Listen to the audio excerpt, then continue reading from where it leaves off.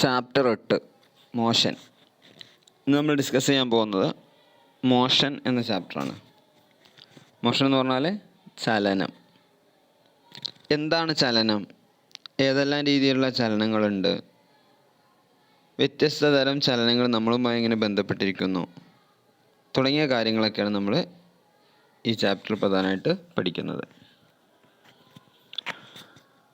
നമുക്കറിയാം, നമ്മുടെ നിത്യജീവിതത്തിൽ നമ്മൾ കാണുന്ന വസ്തുക്കളിൽ പലതും റെസ്റ്റിലായിരിക്കും, നിശ്ചലാവസ്ഥയിലായിരിക്കും. പലതും മോഷൻ, ചലനാവസ്ഥയിലും ആയിരിക്കും. നമുക്കറിയാം, പക്ഷികൾ പറക്കുന്നത്, അതേപോലെ വെള്ളം ഒഴുകുന്നത്, നമ്മുടെ ശരീരത്തിലൂടെ ബ്ലഡ് ഫ്ലോ ചെയ്യുന്നത്, അതേപോലെ നമ്മളുടെ ഭൂമിയും ഗ്രഹങ്ങളും ഒക്കെ കറങ്ങുന്നത്, ഇങ്ങനെ പല സാധനങ്ങളും നമുക്ക് മോഷനിലാണെന്ന് മനസ്സിലാവും, നമുക്ക് കാണാൻ വേണ്ടി കഴിയും. അതേപോലെ തന്നെ ചില വസ്തുക്കൾ, ഇപ്പം നമ്മൾ ടേബിളിലുള്ള ബുക്ക്, അത് നിശ്ചലാവസ്ഥയിലാണ്. അല്ലെങ്കിൽ ഇപ്പം നമ്മളെ ചുമരിലുള്ള ക്ലോക്ക് നിശ്ചലാവസ്ഥയിലാണ്. ചുമരിലുള്ള സ്വിച്ച് ബോർഡുകൾ നിശ്ചലാവസ്ഥയിലാണ്, അതൊന്നും ചലിക്കുന്നില്ല. ഇത് നമ്മുടെ നിത്യജീവിതത്തിൽ നമ്മൾ സ്ഥിരമായിട്ട് കാണുന്ന കാര്യങ്ങളാണ്. ചില വസ്തുക്കൾ ചലിക്കുന്നു, ചില വസ്തുക്കൾ ചലിക്കുന്നില്ല. ഇനി ചില വസ്തുക്കൾ, ഉദാഹരണത്തിന് ഒരു മരം, ആ മരം നിശ്ചലാവസ്ഥയിലാണ് നമുക്ക് കാണാൻ പറ്റും. പക്ഷേ അതേസമയം അതിൻ്റെ ഇലകൾ ചലനാവസ്ഥയിലായിരിക്കും. കാറ്റടിക്കുമ്പോൾ ഇല ചലിക്കുന്നുണ്ടാവും. അപ്പം ചില വസ്തുക്കളുടെ ചലനം അത് നമുക്ക് മനസ്സിലാവും. എങ്ങനെയാണ് നമ്മളൊരു വസ്തുവിൻ്റെ ചലനം മനസ്സിലാക്കുന്നത്? ഒരു വസ്തു ചലിക്കുന്നു എന്ന് നമ്മൾ എപ്പോഴാണ് പറയുന്നത്? എപ്പോഴാണ് പറയാം? ഒരു വസ്തു, ഉദാഹരണത്തിന് ഒരു ബസ്, ആ ബസ് ചലിക്കുന്നു എന്ന് നമ്മൾ പറയണമെങ്കിൽ നമ്മളൊരു സ്ഥലത്ത് നിൽക്കുകയാണ്. ഒന്നുകിൽ ആ ബസ് നമ്മളുടെ അടുത്തേക്ക് വരണം. സമയം മാറുന്നതിനനുസരിച്ച് ബസ്സും നമ്മളും തമ്മിലുള്ള ദൂരം കുറഞ്ഞു വരണം. അല്ലെങ്കിൽ ഈ സമയം മാറുന്നതിനനുസരിച്ച് ബസ്സും നമ്മളും തമ്മിലുള്ള ദൂരം അകന്നകന്ന് പോകണം. അപ്പോഴല്ലേ നമ്മളത് ചലിക്കുന്നു എന്ന് പറയുള്ളൂ. ഒരു വസ്തു ചലിക്കുക എന്ന് പറഞ്ഞാൽ, മോഷൻ എന്ന് പറഞ്ഞാൽ, സമയത്തിനനുസരിച്ച് അതിൻ്റെ പൊസിഷനിൽ ചേഞ്ച് വരിക എന്നർത്ഥം. Change in position with respect to time. സമയത്തിനനുസരിച്ച് പൊസിഷനിൽ ചേഞ്ച് വരുമ്പോഴാണ് നമ്മൾ മോഷൻ എന്ന് വിളിക്കുക. ബസ് അല്ലെങ്കിൽ മറ്റെന്താണെങ്കിലും, അയാൾ ചലിക്കുന്നുണ്ടോ നോക്കുക. നമ്മളെങ്ങനെയാണ്? അയാൾ നമ്മളുടെ അടുത്തേക്ക് വരുന്നുണ്ടോ, അല്ലെങ്കിൽ അയാൾ നമ്മളിൽ നിന്ന് അകലേക്ക് പോകുന്നുണ്ടോ, ഇതൊക്കെ നോക്കിയിട്ടാണ് നമ്മൾ ഒരാൾ ചലിക്കുന്നു എന്ന് പറയാം. ടേബിളിലുള്ള പുസ്തകം നിശ്ചലാവസ്ഥയിലെന്ന് പറയാനുള്ള കാരണം, അത് എപ്പോഴും അവിടെ തന്നെ ഉണ്ടാവും. അതൊരിക്കലും അതിൻ്റെ പൊസിഷൻ മാറുന്നില്ല.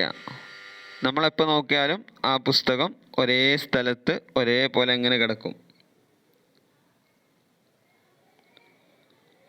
ആ പുസ്തകം അവിടെ നിന്ന് നമ്മൾ രാവിലെ നോക്കുമ്പോൾ പുസ്തകം ടേബിളിൽ ഒരു എൻഡിലായിരുന്നു ഉണ്ടായിരുന്നത്. ഉച്ചയ്ക്ക് വന്ന് നോക്കുമ്പോൾ അത് മറ്റേ എൻഡിലേക്ക് മാറിയിട്ടുണ്ടെങ്കിൽ നമ്മൾ ആ പുസ്തകം ചലിക്കുന്നു എന്ന് പറയും. അതായത് നമ്മളൊരു വസ്തു ചലിക്കുന്നു എന്ന് പറയണമെങ്കിൽ സമയത്തിനനുസരിച്ച് അതിൻ്റെ പൊസിഷനിൽ മാറ്റം വരണം. ആ പൊസിഷനിൽ വരുന്ന മാറ്റം ചിലപ്പോൾ നമുക്ക് കാണാൻ വേണ്ടി കഴിയും. നമുക്ക് ഒബ്സർവ് ചെയ്യാൻ കഴിയുന്ന ചലനങ്ങളായിരിക്കാം. ചിലപ്പോൾ നമുക്കത് ഒബ്സർവ് ചെയ്യാൻ കഴിയാത്തതായിരിക്കും. ഉദാഹരണം, നമ്മൾ അന്തരീക്ഷവായു മൂവ് ചെയ്യുന്നുണ്ട്, അത് നമുക്ക് കാണാൻ കഴിയില്ല. നമ്മളത് ഫീൽ ചെയ്യാനാണ്. അല്ലെങ്കിൽ നമ്മൾ ഇപ്പോൾ കാറ്റടിക്കുന്നു എന്ന് പറഞ്ഞാൽ ഇലകളൊക്കെ അനങ്ങുന്നുണ്ട്, നമ്മൾ കാറ്റടിക്കുന്നു എന്ന് പറയും. അല്ലെങ്കിൽ ആ കാറ്റ് നമ്മുടെ ശരീരത്തിൽ നിന്ന് തട്ടുമ്പോൾ നമ്മൾ കാറ്റടിക്കുന്നു എന്ന് പറയും. അപ്പം ചില ചലനങ്ങൾ അങ്ങനെയാണ്, നമ്മൾ ഡയറക്റ്റ് നമുക്കറിയാൻ കഴിയില്ല. ആ ചലനം കാരണമായി ഉണ്ടാവുന്ന മറ്റെന്തെങ്കിലും കാര്യങ്ങൾ ഒബ്സർവ് ചെയ്തിട്ടാണ് നമ്മൾ ചലനം ഉണ്ട് എന്ന് പറയാറ്. അപ്പോൾ ചുരുക്കി പറഞ്ഞാൽ, ഒരു വസ്തു അത് ചലിക്കുക എന്ന് പറഞ്ഞാൽ സമയത്തിനനുസരിച്ച് അതിൻ്റെ പൊസിഷനിൽ മാറ്റം ഉണ്ടാവുക എന്നർത്ഥം. ഇനി നമുക്ക് ഒരു പ്രത്യേക കേസ്, നമ്മൾ ചില ചലനങ്ങൾ നമ്മളെ സംബന്ധിച്ചിടത്തോളം, ഒരാളെ സംബന്ധിച്ചിടത്തോളം അത് ചലനമായിരിക്കും, പക്ഷേ മറ്റൊരാളെ സംബന്ധിച്ചിടത്തോളം അത് റെസ്റ്റിലായിരിക്കും. ഒരു ഉദാഹരണം പറയാം. നമ്മളൊരു ബസ്സിൽ യാത്ര ചെയ്യാൻ സങ്കല്പിക്കുക. നമ്മളൊരു ബസ്സിൽ യാത്ര ചെയ്യാണ്. ഈ ബസ്സിനുള്ളിലിരിക്കുന്ന നമ്മളെ സംബന്ധിച്ചിടത്തോളം ഈ ബസ്സിനുള്ളിലുള്ള മറ്റുള്ള യാത്രക്കാരൊക്കെ നിശ്ചലാവസ്ഥയിലാണ്, അവരൊന്നും ചലിക്കുന്നില്ല. കാരണം സമയത്തിനനുസരിച്ച് നമ്മളും അവരും തമ്മിലുള്ള പൊസിഷനിൽ മാറ്റമൊന്നും വരുന്നില്ല. അതേസമയം പുറത്ത് നിൽക്കുന്ന ഒരാൾ നമ്മളെ സംബന്ധിച്ചിടത്തോളം അയാൾ പുറകോട്ട് ചലിക്കായിരിക്കും അല്ലേ. ബസ് വേഗതയിൽ ഓടുമ്പോൾ നമുക്ക് തോന്നും നമ്മുടെ ചുറ്റുഭാഗത്തുള്ള വസ്തുക്കളൊക്കെ പുറകോട്ടേക്ക് ഓടുന്ന പോലെ നമുക്ക് തോന്നും. ബസ്സിന് പുറത്ത് നിൽക്കുന്ന ഒരാളെ സംബന്ധിച്ചിടത്തോളം നമ്മളും ബസ്സും ബസ്സിലുള്ള എല്ലാ സാധനങ്ങളും മൂവ് ചെയ്യാണ്, ഇൻ ഫോർവേഡ് ഡയറക്ഷൻ, മുൻപോട്ട് മൂവ് ചെയ്യാണ്. നമ്മൾ ട്രെയിനിലൊക്കെ യാത്ര ചെയ്യുന്ന സമയത്ത് നമ്മളൊരു ട്രെയിനിൽ നിശ്ചലാവസ്ഥയിൽ നമ്മൾ ട്രെയിൻ സ്റ്റേഷനിൽ നിർത്തിയിട്ടേക്കാണ്. ആ സമയത്ത് നമ്മളുടെ തൊട്ടടുത്ത് കൂടെ ഒരു ട്രെയിൻ മൂവ് ചെയ്താൽ നമുക്ക് എന്താ തോന്നുക? നമ്മൾ മൂവ് ചെയ്യുന്ന പോലെ തോന്നും അല്ലേ. അല്ലെങ്കിൽ നമ്മളൊരു ബസ്സിൽ ട്രാക്കിലിട്ട ബസ്സിൽ നമ്മൾ ഇരിക്കുകയാണ്, നമ്മൾ തൊട്ടടുത്ത ബസ് റിവേഴ്സ് എടുക്കുമ്പോൾ നമ്മൾ മൂവ് ചെയ്യുന്ന പോലെ നമുക്ക് തോന്നും. അപ്പം ചലനം എന്ന് പറയുന്നത് ആപേക്ഷികമാണെന്ന് പറയാം. ആപേക്ഷികമാണ്, മറ്റൊന്നിനെ ബേസ് ചെയ്തിട്ട്, ഒരു റെഫറൻസ് പോയിൻ്റ് ബേസ് ചെയ്തിട്ടാണ് നമ്മളെപ്പോഴും ചലനത്തെ പറയാറുള്ളത്. നമ്മൾ ബസ്സിലിരിക്കുമ്പോൾ നമ്മളെ റെഫറൻസ് പോയിൻ്റ് നമ്മളായിട്ട് തന്നെ എടുക്കുകയാണ്. അപ്പം നമ്മളെ സംബന്ധിച്ചിടത്തോളം പുറത്തുള്ള വസ്തുക്കളൊക്കെ പുറകോട്ട് സഞ്ചരിക്കുന്നു, നമ്മുടെ മുമ്പിലുള്ള ആൾ നിശ്ചലാവസ്ഥയിലിരിക്കുന്നു. പുറത്തുള്ള ഒരാളെ സംബന്ധിച്ചിടത്തോളം അയാളെ റെഫറൻസ് പോയിൻ്റ് അയാളെ തന്നെ എടുക്കുകയാണ്. അതുകൊണ്ട് അയാളെ സംബന്ധിച്ചിടത്തോളം ബസ് മൂവ് ചെയ്യുന്നു, ബസ്സിലുള്ള യാത്രക്കാരൊക്കെ ചലിച്ചുകൊണ്ടിരിക്കുന്നു. അപ്പോൾ ചലനം എന്ന് പറയുന്നത് ഡിപ്പെൻഡിങ് ഓൺ ദി ഒബ്സർവർ അനുസരിച്ച് ചലനത്തിൽ വ്യത്യാസം ഉണ്ടാവും. അയാൾ ബേസ് ചെയ്യുന്ന റെഫറൻസ് പോയിൻ്റ് അനുസരിച്ച് വ്യത്യാസം ഉണ്ടാവും. ഇപ്പം നമുക്കറിയാം നമ്മളുടെ ഭൂമിയും മറ്റ് ഗ്രഹങ്ങളോ എല്ലാം മൂവ് ചെയ്യുന്നുണ്ട്. അപ്പോൾ നമ്മൾ ഒരു കസേരയിൽ ഇരിക്കുകയാണ്, നമുക്ക് പറയാം നമ്മൾ നിശ്ചലാവസ്ഥയിലാണ്. എന്നാൽ ശരിക്കും ഭൂമിക്ക് പുറത്തുനിന്ന് നോക്കുന്ന ഒരാളെ സംബന്ധിച്ചിടത്തോളം ഭൂമി കറങ്ങുകയാണ്, സ്വാഭാവികമായി ഭൂമിയുള്ള നമ്മളൊക്കെ കറങ്ങുകയാണ്. അപ്പോൾ നമ്മൾ ചലനാവസ്ഥയിലാണ്. മനസ്സിലായില്ലേ? ഭൂമിയിലിരിക്കുന്ന നമ്മൾ ഇരിക്കുകയാണെങ്കിൽ നമ്മൾ നിശ്ചലാവസ്ഥയിലാണ്, പക്ഷെ പുറത്തുനിന്ന് ഒരാളെ നോക്കിയാൽ നമ്മൾ ചലനാവസ്ഥയിലാണ്. അപ്പം ഇങ്ങനെ മോഷൻ എന്ന് പറയുന്നത് depending on the observer it may change. ഇനി മോഷൻ എന്ന് പറയുന്നത് നമ്മൾ മുമ്പ് പഠിച്ചതാണ്, ഒരു കോംപ്ലക്സ് പ്രൊസീജിയറാണ്. നമ്മൾ പല രീതിയിലുള്ള മോഷനുകൾ പറയാറുണ്ട്. Straight line motion, circular motion, periodic motion, ഇതൊക്കെ നമ്മൾ പഠിച്ചതാണ്. ഒരു ഒബ്ജക്റ്റ് ഒരു നേർരേഖയിൽ മാത്രം സഞ്ചരിക്കുകയാണെങ്കിൽ നമ്മളതിനെ സ്ട്രൈറ്റ് ലൈൻ മോഷൻ എന്ന് പറയും. ഒരു ഒബ്ജക്റ്റ് അത് ഒരു സർക്കുലാർ പാത്തിലാണ് സഞ്ചരിക്കുന്നത്, നമ്മൾ സർക്കുലാർ മോഷൻ എന്ന് പറയും. ഒരു ഒബ്ജക്റ്റ് ഒരു നിശ്ചിത സമയത്തിനിടയ്ക്ക് അതിൻ്റെ മോഷൻ റിപ്പീറ്റ് ചെയ്യുകയാണെങ്കിൽ അതിന് നമ്മൾ പീരിയോഡിക് മോഷൻ അല്ലെങ്കിൽ വൈബ്രേറ്ററി മോഷൻ എന്ന് വിളിക്കും. ഇങ്ങനെ പല രീതിയിലുള്ള മോഷനുകൾ ഉണ്ട്. അതോടൊപ്പം തന്നെ ഇതിൻ്റെയൊക്കെ കോമ്പിനേഷൻസ് ഉണ്ടാവും. ഒരു ഒബ്ജക്റ്റ് തന്നെ ഒരേ സമയം പീരിയോഡിക് മോഷനും അതേപോലെ സർക്കുലർ മോഷനും ആവാം, അല്ലെങ്കിൽ സ്ട്രൈറ്റ് ലൈൻ മോഷൻ അതേപോലെ പീരിയോഡിക് മോഷൻ ആവാം. അങ്ങനെ പല രീതിയിൽ അതിൻ്റെ കോമ്പിനേഷൻസ് വരാം.